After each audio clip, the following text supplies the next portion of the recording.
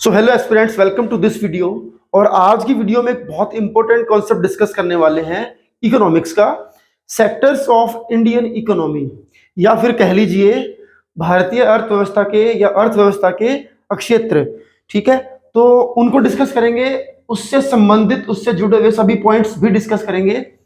और यूपीएससी का ये बहुत इंपॉर्टेंट सा कॉन्सेप्ट है, एक टॉपिक है जिसमें से कई मार्क्स का जो है वो जब आप इकोनॉमी को स्टडी करते हैं वहां पर आपको फेस करने को मिलेगा। इसके अलावा क्लास 10th का भी इकोनॉमिक्स का ये टॉपिक है, चैप्टर नंबर 2 आई थिंक ये है क्लास 10th में इकोनॉमिक्स में। तो चलिए डिस्कस करते हैं सेक्टर्स ऑफ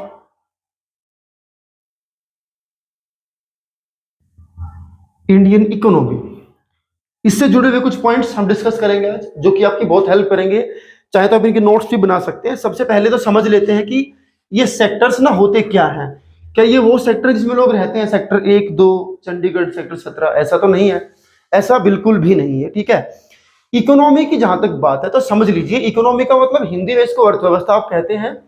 पैसे से जुड़ा हुआ मामला है ये। ठीक है, इकोनॉमी टोटली जो है वो पैसे की, जब हम बात करते हैं जिसमें रुपया पैसा जो है वो लगता है, उस चीज को इकोनॉमी से आप कनेक्ट करते हैं। तो सेक्टर होते हैं जो इकोनॉमी के, वो है 3। एक है प्राइमरी, दूसरा है सेकेंडरी,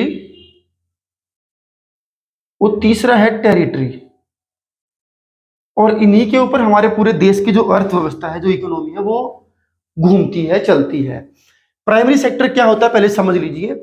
प्राइमरी सेक्टर से मेरा मतलब है जो भी नेचुरल रिसोर्सेज से चीजें इस्तेमाल करके बनाई जाती हैं, जो डायरेक्टली आप नेचर से लेते हैं और यूज करते हैं, कंज्यूम करते हैं, वो सभी चीजें, वो सभी काम जो है वो प्राइमरी सेक्टर में आते हैं। चाहे वो खेती है, चाहे वो पशुपालन है, चाहे वो डेयरी फार्मिंग, पशुपालन की बात करते हैं, एग्रीकल्चर है, माइनिंग है, आपने रेत निकाला बेच दिया, वो रेत निकालने का जो प्रोसेस था, दैट इज प्राइमरी सेक्टर। तो देश में जितने भी सबसे बेसिक रॉ मटेरियल जहां से निकलता है, उन जगहों को या उन कामों को, उन सेक्टर्स को कहा जाता है प्राइमरी सेक्टर्स। अब आता है सेकेंडरी सेक्टर। अब प्राइमरी सेक्टर से जो रॉ मटेरियल निकला, वो जहां जाएगा वहां एक प्रोसेसिंग होगी। प्रोसेसिंग होने के बाद एक नया प्रोडक्ट जो बनेगा, that product is secondary sector. माने जैसे खेत में गेहूं उगाए किसान ने, मंडी जाकर उसको बेच दिया, किसी व्यापारी ने उसको खरीद लिया, और खरीदने के बाद उससे ब्रेड बनाया, आटा बनाया, बिस्किट बनाए। तो जो ये प्रोडक्ट नया बना है, जो फैक्ट्री में बना है, जो किसी कंपनी में बना है, उस प्रोडक्ट को हम बोलेंगे सेकेंडरी सेक्टर। यानी कि उस सेक्टर को क्या बोला जाएगा? सेकेंडरी सेक्टर, द्वितीयक क्षेत्र। उसके बाद है टेरिटरी। अब किसी ने उगाया तो किसी ने कुछ बनाया। अब मामला आकर के टिकता है कि जो चीज उगी और जो चीज बनी, वो दोनों ही लोगों के पास कैसे पहुंचाई जाए। क्योंकि उगाना तो प्राइमरी हो गया, लेकिन किसी गाड़ी में लाद करके उसको लेके गया, लेके कोई जाएगा मंडी तक लेके जाएगा, या किसी ग्राहक तक लेकर के जाएगा। तो कंपनी ने, जब ब्रिटानिया कंपनी ने ब्रेड बनाया, तो ब्रेड बनाने के बाद उसको भी दुकान तक पहुंचाया जाएगा, दुकानदार उसको बेचेगा भी, घर घर उसको स्प्रे कैसे किया जाएगा। वो जो चेन है, उस चेन को चलाने के लिए आपको ट्रांसपोर्ट की जरूरत पड़ेगी, आपको पैसा जमा कराना है, लेना है तो बैंक की जरूरत पड़ेगी, आपको अपने किसी काम से किसी के पास कुछ भेजना है तो आपको कुरियर वाले की जरूरत पड़ेगी, आप बीमार होंगे तो आपको डॉक्टर्स की जरूरत पड़ेगी। ये सब सुविधाएं जो हैं, जो सर्विसेज आपको मिल रही हैं, वो होता है टेरिटरी सेक्टर। तो बेसिकली प्राइमरी जो रॉ मटेरियल है, जो नेचर से निकला, सेकेंडरी उसकी जो प्रोसेसिंग हुई, फैक्ट्रियां जिसकी हम बात करते हैं, और जो सर्विसेज हैं, सारी सुविधाएं, सारी सेवाएं जो आपको मिलती हैं, वो सभी काउंट होती हैं टेरिटरी सेक्टर के अंदर। अब बात करते हैं कि कौन सा सेक्टर इनमें से ज्यादा इंपॉर्टेंट है। देखिए, अगर आप हिस्ट्री को देखेंगे ना, इतिहास को देखेंगे, या शुरुआत जब किसी चीज की होती है उसको देखेंगे, तो जाहिर सी बात है गाइस कि सबसे पहले प्राइमरी सेक्टर की इंपॉर्टेंस ज्यादा निकल करके आती है। क्योंकि जब अब आदिकाल से अगर देखते आप आएंगे, ऋग्वैदिक काल में अगर आप चले जाएं, तो ऋग्वैदिक काल में भी प्राइमरी सेक्टर ही सबसे इंपॉर्टेंट सोर्स था किसी भी व्यक्ति की आमदनी का या उसका काम चलाने का। हाँ, हालांकि ऋग्वैदिक काल में खेती बाड़ी का कोई बहुत ज्यादा कॉन्सेप्ट नहीं मिलता है, लेकिन पशुपालन का कॉन्सेप्ट मिलता है। तो पशुपालन भी जो है वो प्राइमरी सेक्टर में आता है। ठीक है, हाँ, वो बात अलग है, आपने दूध बेचा, और दूध जिसको बेचा उसने अपनी फैक्ट्री में ले जाकर के उसका पनीर बनाया और फिर बेचना शुरू किया, that is the secondary object, वो बात अलग है। तो मोटा मोटी तौर पर देखा जाए तो प्राइमरी सेक्टर सबसे जरूरी बन जाता है। उसके बाद सेकेंडरी है, फिर सेवाएं तो बाद में ही आएंगी, जाहिर सी बात है।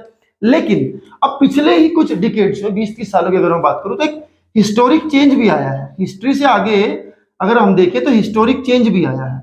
And what is the historic change guys? वो हिस्टोरिक चेंज ये है कि चीजें और इंपॉर्टेंस शिफ्ट हो रही है। मींस के primary to secondary and now secondary to territory. तो पहले जहां पे सब बेसिक काम करते थे उसी से अपनी आजीविका चलाते थे, क्योंकि कंपनियां तब थी नहीं। आज से 1000-2000 साल पहले अगर आप देखेंगे तब थोड़ी फैक्ट्री थी, तब तो नहीं था कोई इंडस्ट्रियल एरिया, तब तो फैक्ट्रियां थी ही नहीं, उत्पाद इतने बनते नहीं थे। तो लोग जमीन से करते थे, खाते थे, बोते थे, उसी से अपना काम चलाते थे। अड़ोस पड़ोस में बार्टर सिस्टम के तहत, उसको वस्तु विनिमय प्रणाली के तहत एक दूसरे से चीजें बदल लेते थे और अपना काम चलाते थे। तो उस पूरी प्रणाली में कहीं पर भी फैक्ट्री का तो कोई रोल ही नहीं था, तो सेकेंडरी की इंपोर्टेंस नहीं थी। ऑब्वियस ही बात है, टेरिटरी मीन सर्विसेज। तो जब ये दो काम इतने ज्यादा नहीं उभर करके सामने आएंगे तो सेवाओं की जरूरत भी आपको नहीं पड़ेगी, बैंकिंग सिस्टम की आपको जरूरत नहीं पड़ेगी, बहुत सारे हॉस्पिटल्स आपको नहीं चाहिएंगे, बीमा कंपनी आपकी नहीं चलेंगी। अब आप 2-3 हजार साल पहले अगर देखेंगे पुराने वैदिक काल में जाकर के, तब थोड़े ना इंश्योरेंस कंपनी होती होंगी, तब तो होती नहीं होंगी ये चीजें, है ना। तब गाड़ी नहीं थी तो गाड़ी के मैकेनिक भी नहीं थे। तो ये दोनों सेक्टर्स अगर बहुत ज्यादा ऊपर नहीं जाएंगे कि काफी तरक्की नहीं करेंगे तो फिर ऑब्वियस सी बात आपको सर्विसेज की जो जरूरत है वो भी कम पड़ेगी। तो प्राइमरी सबसे इंपॉर्टेंट था हिस्ट्री में, लेकिन फिलहाल जैसे मैंने आपको बताया 20-30 सालों में हिस्टोरिक चेंज देखने को मिला और इंपॉर्टेंस शिफ्ट हुई सेकेंडरी पे। जब इंडस्ट्रियलाइजेशन, औद्योगिकरण जब हुआ, फैक्ट्रियां जब आई, तो काफी उत्पाद बनने शुरू हुए, गाड़ियां बननी शुरू हुई, मोटर कारें बननी शुरू हुई, बसेस बननी शुरू हुई, तमाम चीजें। आप जो बैग इस्तेमाल करते हैं, आप जितने भी प्रोडक्ट इस्तेमाल करते हैं, मेरे पास मार्कर है, ये मार्कर भी जब बना that is also secondary product, है ना। उसके बाद जब ये दोनों का विकास होगा या फिर इसका विकास होगा तो ऑब्वियस सी बात है टेरिटरी अपने आप ही विकसित हो जाएगा, उसका विकास तो होना स्वाभाविक है। जब लाखों आदमी कहीं पर काम करेंगे, सपोज कर लीजिए हमारे आसपास कोई फैक्ट्री टाउन है, इंडस्ट्रियल टाउन है, तो वहां पे लाखों आदमी हर रोज काम करने जाते हैं। तो ऑब्वियस सी बात है उन लाखों लोगों के लिए सुविधाएं भी मुहैया कराने वाले, प्रोवाइड कराने वाले, फैसिलिटीज देने वाले भी वहां पर आ जाएंगे। किसी ने रूम बनाए होंगे उनको रेंट पे देने के लिए, कुछ पोस्ट ऑफिस भी खुले होंगे, बिजली दफ्तर भी खुले होंगे, बैंक भी 5-7-10 खुले होंगे, एटीएम्स भी खुले होंगे, उनमें कुछ लोग गार्ड भी की नौकरी भी करते होंगे। तो जो सुविधाएं देने वाले जो लोग हैं, जो सुविधा सेक्टर में काम करते हैं, सर्विस सेक्टर में काम करते हैं, दैट इज टेरिटरी सेक्टर। तो ऑब्वियस सी बात है कि जब तमाम चीजें, रोडवेज बस भी चलेंगी, अब बस चलेंगी तो कोई ड्राइवर है, कोई कंडक्टर है, कोई इसका मैकेनिक है, तो कितने टेरिटरी सेक्टर के एम्प्लॉइज जो है वो निकल करके सामने आएंगे, कितनी सुविधाएं निकल करके सामने आएंगी। तो ऑब्वियस सी बात है, तो धीरे धीरे जो शिफ्टिंग चल रही है वो, अब अगर मैं आज का डाटा आपको बताऊं तो फिलहाल सबसे ज्यादा कंट्रीब्यूशन अगर इंडियन जीडीपी में है, ठीक है, जो सकल घरेलू उत्पाद है, डोमेस्टिक ग्रॉस डेवलपमेंट है, जो प्रोडक्ट है हमारे बनते हैं, उसमें सबसे अधिक जो है वो शेयरिंग जो है वो टेरिटरी सेक्टर की, जीडीपी के अंदर, है ना। जो हमारा ग्रॉस डोमेस्टिक प्रोडक्शन है उसके अंदर सबसे ज्यादा परसेंटेज जो शेयरिंग है दैट इज टेरिटरी सेक्टर। जैसा कि मैंने आपको बताया, ये दोनों जितने भी आगे बढ़ेंगे उससे आगे ये बढ़ेगा, ऑटोमेटिक है, स्वाभाविक है ना। क्योंकि ज्यादा आदमी यहाँ पर काम करेंगे, चीजें यहाँ ज्यादा बनेंगी, तो ज्यादा फैक्ट्री में जब चीजें बनेंगी तो बहुत सारे ट्रक उसको स्टोर करने के लिए, ले जाने के लिए भी आएंगे, गोदाम भी बनेंगे, बहुत लोग उसके लिए यहाँ से वहां सर्विसेज में काम भी करेंगे ना। तो ये है। उसके बाद अगला जो हमारा पॉइंट आता है कि जैसे कि मैंने बताया कि क्यों जो ये इंपॉर्टेंस है वो टेरिटरी सेक्टर पे शिफ्ट हो रही है। सबसे पहली चीज तो यही है कि देखो, अब सेकेंडरी सेक्टर की एक मैं आपको बात बताता हूँ, कमाल की बात बताता हूँ, कि जो मैंने बोला कि इसकी जीडीपी में शेयरिंग जो है वो ज्यादा है। देखो, एक आदमी की फैक्ट्री है, उस फैक्ट्री में मान लीजिए 50 एम्प्लॉय काम करते हैं, छोटा सा प्लांट है उसका, 50 लोग काम करते हैं।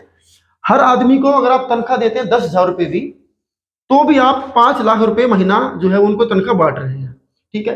फैक्ट्री का जो मालिक है वो 2 लाख रुपए महीना कमा रहा है उस फैक्ट्री से, सारे खर्चे पूरे करके, क्योंकि उसको गाड़ी वाले को पैसे देने हैं, फैक्ट्री का रेंट देना है, बिजली का बिल पे करना है, तो सभी सर्विसेज के भी वो पैसे दे रहा है, और अपने एम्प्लॉइज को 5 लाख रुपए सालाना वो महीने की वो बांट देता है, ठीक है।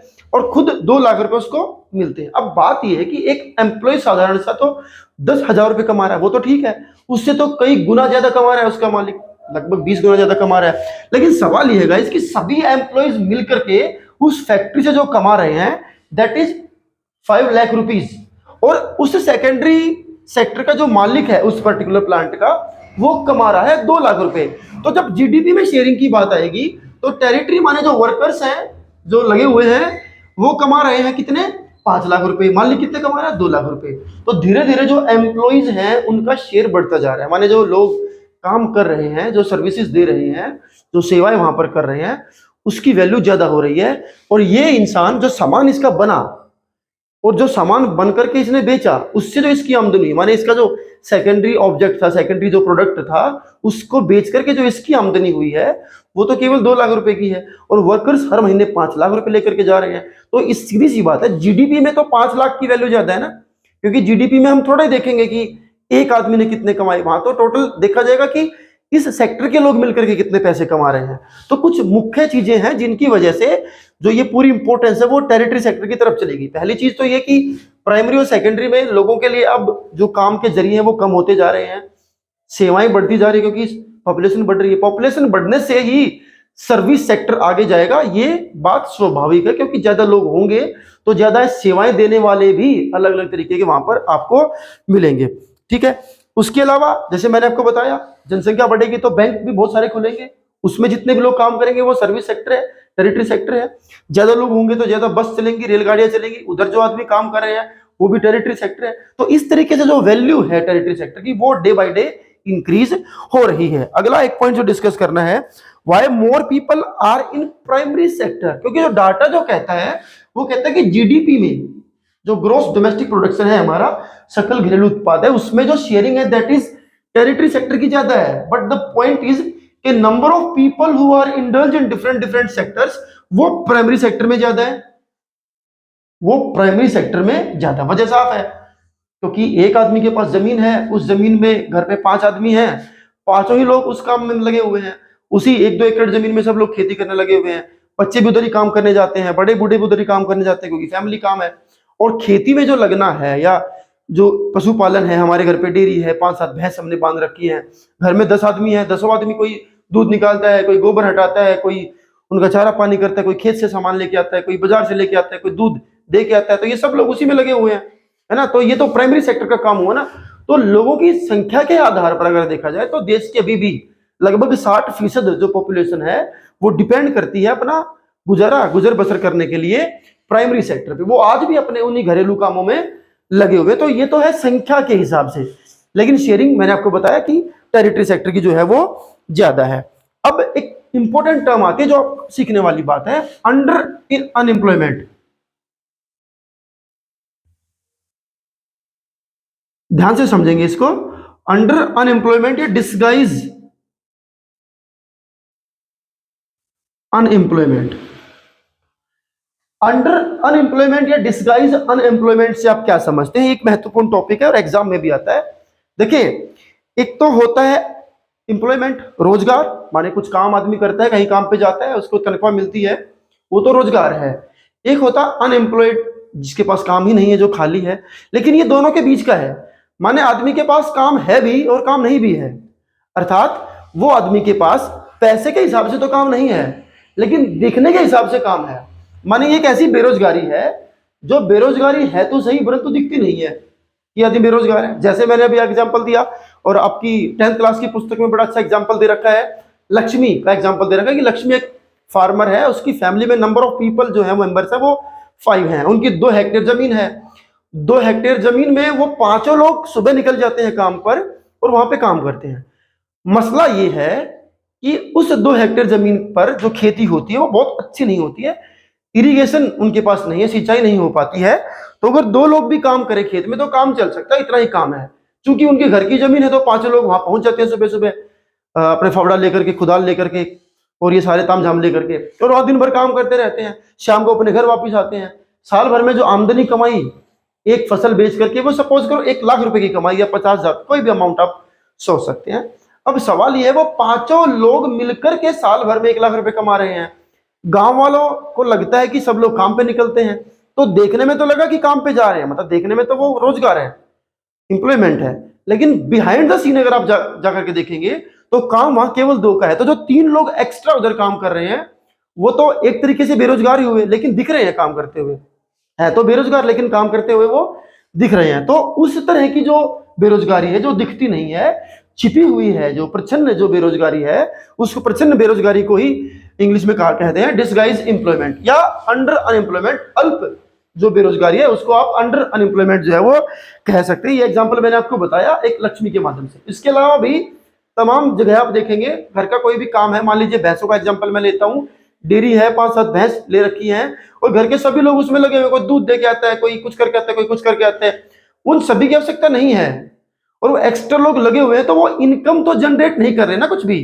क्योंकि जैसा लक्ष्मी के केस में क्या कहता है कि 2 हेक्टेयर में अगर 1 लाख रुपए की आमदनी हो रही है स्टूडेंट्स, तो अगर केवल 2 व्यक्ति भी वहां पर काम करेंगे तो भी उनकी जो आमदनी वो 1 लाख रुपए ही होनी है। 5 लोग मिलकर वहां काम करते हैं तो भी आमदनी 1 लाख से ऊपर नहीं हो रही है। मतलब 3 लोग तो कुछ भी नहीं कर रहे, उनका कोई कंट्रीब्यूशन नहीं है। और जीडीपी में भी कोई कंट्रीब्यूशन नहीं है। जीडीपी में तो कंट्रीब्यूशन 1 ही लाख रुपए का है, एक्स्ट्रा नहीं है, चाहे उसमें 5 आदमी काम करो या 3-4 और भी जाकर के काम कर लो।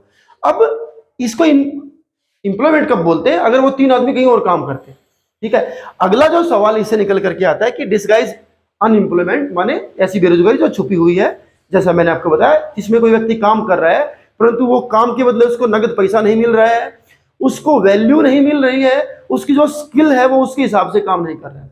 जब कोई भी इंसान अपनी प्रॉपर स्किल के हिसाब से काम नहीं करता है, उसको उसकी पूरी वैल्यू नहीं मिलती है, उसके बदले उसको डायरेक्ट जो बेनिफिट है वो नहीं मिलता है, ऐसी जो एम्प्लॉयमेंट है उसको एम्प्लॉयमेंट में काउंट नहीं करेंगे। That is disguise unemployment.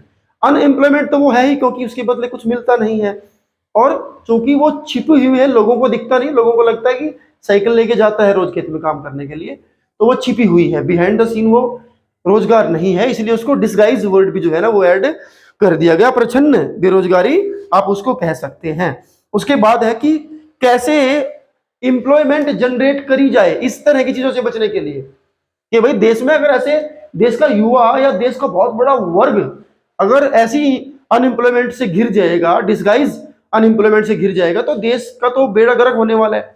तो क्या किया जाए कि रोजगार का जनरेशन हो, सृजन हो रोजगार का। अगला पॉइंट जो हमारा कहता है रोजगार का सृजन कैसे किया जाए या how employment can be generated, है ना। तो उसके लिए इसी लक्ष्मी का अगर हम केस कर ले तो सरकार कुछ बेनिफिट कर सकती, सरकार एक पुश दे सकती है। ऐसे केसेस में एक पुश की जरूरत होती है। पुश से मेरा मतलब है एक ऐसी हेल्प जिससे एक पूरी चेन निकल करके आए, उस चेन में सब लोगों को बेनिफिट हो, पूरे समाज को जो है ना, पूरी जीडीपी को एक उससे जो है ना बेनिफिट मिले। फॉर एग्जांपल, अगर लक्ष्मी के लिए गवर्नमेंट कुछ ऐसा करे जिससे वो खेत में 2 फसल ले पाए, या उसके लिए सपोज कीजिए इरिगेशन के मुहैया साधन करा दे। फॉर एग्जांपल, लक्ष्मी के लिए या लक्ष्मी जैसे जो भी किसान गांव में काम करते हैं उस गांव के लिए एक डैम बना दिया जाए और सभी खेतों तक पानी पहुंचा दिया जाए, तो गाइस जहां वो 1 फसल ले पा रही थी वो 2 फसल लेगी।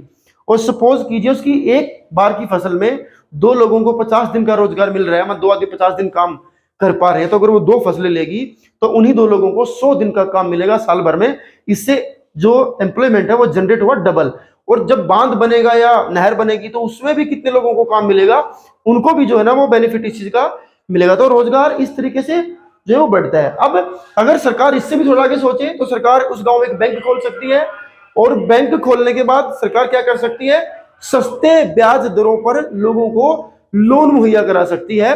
फॉर एग्जांपल, लक्ष्मी जैसे फार्मर मनी लैंडर से लोन लेते हैं 24% पे, 2 रुपये प्रति सैकड़ा, 100 रुपए पे 2 रुपए हर महीने के ब्याज पे। 1 लाख रुपए किसी किसान ने लिए खेती करने के लिए, बुआई करने के लिए, साधन खरीदने के लिए। तो आप इमेजिन कर सकते हैं स्टूडेंट्स कि 1 लाख रुपए के बदले 2,000 रुपए महीना वो ब्याज पे कर रही है या पे कर रहा है। 1 साल में वो 24,000 रुपए जो है उस मनी लैंडर को दे रहा है, तो 4-5 साल में तो वो डबल तो वैसे ही ब्याज दे देगा। इतने का तो मूलधन नहीं है, इतने का तो कैपिटल उसने नहीं लिया। इसी के बदले अगर सरकार एक बैंक खोले और किसान क्रेडिट कार्ड केसीसी जो स्कीम है उसके तहत लोगों को लोन दे दे, तो उस गांव के किसानों को 4 या 5,000 रुपए 1 साल के पे करके 1 लाख रुपए वहां से मिलेगा, जिसका बेनिफिट वो ले सकते हैं अपनी खेती को आगे बढ़ाने में। खेती जब उनकी उन्नत होगी, ज्यादा फसल होगी, तो उनको काम करने वाले ज्यादा लोग चाहिए होंगे। खेत में ज्यादा प्रोडक्शन होगा तो उसको मंडी तक पहुंचाने के लिए ट्रैक्टर वाले या दूसरे लोडर्स भी उनको चाहिए होंगे, वहां भी एक्स्ट्रा काम मिलेगा। तो एक इंप्लॉयमेंट जनरेशन का ये तरीका है और ये एक पुश से होता है। माने लक्ष्मी की तरक्की जब होगी तो उसके बाद में जितने लोग उससे जुड़ते हैं उन सबकी भी तरक्की जो है ना वो होती चली जाएगी। तो ये तरीका है लोगों को इस तरह की बेरोजगारी से बाहर निकालने का। उसके बाद अब देखो यहां पर इसी एग्जांपल में मैं यहां पे जो समझाना आपको चाह रहा था, अगर जो 3 आदमी एक्स्ट्रा वहां पर काम करते थे, उनके होने ना होने से कोई फर्क तो पड़ता नहीं है, इसीलिए तो उसको डिस्गाइज अनएम्प्लॉयमेंट बोला गया, वरना वो एम्प्लॉयमेंट ही तो होता। तो उनके ना होने से कोई फर्क नहीं पड़ता। तो सपोज करो वो 3 आदमी किसी और के खेत में काम करने जाए, 300 350 रुपए हर रोज लेकर के आए, और तीनों मिलकर के 1000 रुपए हर रोज लेकर के आएंगे, तो महीने में 30,000 रुपये उन्हें घर पे आएंगे, साल भर में 3,60,000 रुपए आएंगे। तो कहाँ वो 5 लोग मिलकर के 1 लाख रुपए सालाना कमा रहे थे, और अब वो 1 लाख तो आ ही रहे हैं, प्लस उसके अलावा 3.5 लाख रुपए और भी आ रहे हैं। तो वो जो 3.5 लाख रुपए हैं वो एग्जाम्पल बनेगा एम्प्लॉयमेंट का। ठीक है, तो सरकार लक्ष्मी को ऊपर उठाएगी, उसकी तरक्की कराएगी, साथ में जितने लोग होंगे सबके लिए भी एम्प्लॉयमेंट का जनरेशन जो है ना वो होता चला जाएगा। उसके बाद एक पॉइंट आता है guys, organized and unorganized sector.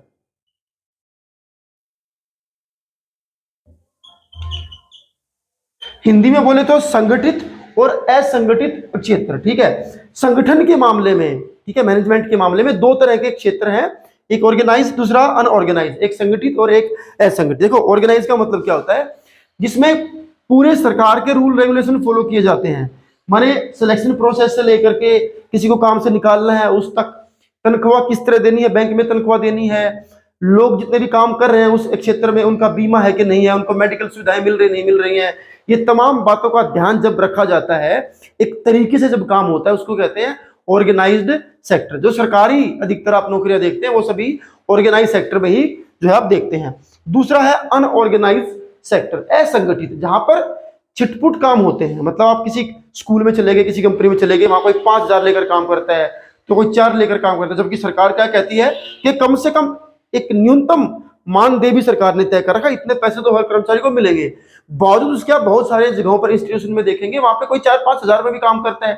तो वो क्यों कर पा रहा है, क्योंकि वो ऑर्गेनाइज नहीं है, उनके ऊपर गवर्नमेंट की जो पॉलिसीज हैं वो इंप्लीमेंट नहीं होती हैं, वहां पर लोगों को कोई बेसिक सुविधाएं नहीं मिल रही हैं, उन लोगों का कोई इंश्योरेंस नहीं कराया उस कंपनी ने, उस स्कूल ने, उस कॉलेज ने, जो भी वो प्रबंधन समिति है उसने उनके लिए कोई सुविधाएं नहीं कर रखी हैं। अचानक किसी को कोई तकलीफ होती है तो कोई उनकी मेडिकल की कोई सुविधा नहीं है वहां पर कि उनका एक कार्ड बना हुआ जिससे वो इतने लाख रुपए तक का फ्री इलाज करा पाएंगे, ऐसा कुछ नहीं है, कोई डिस्पेंसरी उनको नहीं अपने पास रखेगी। तो ये जो चीजें हैं, ये जो प्रॉब्लम है, ये सभी किस सेक्टर में आती हैं, अनऑर्गेनाइज सेक्टर में आती है।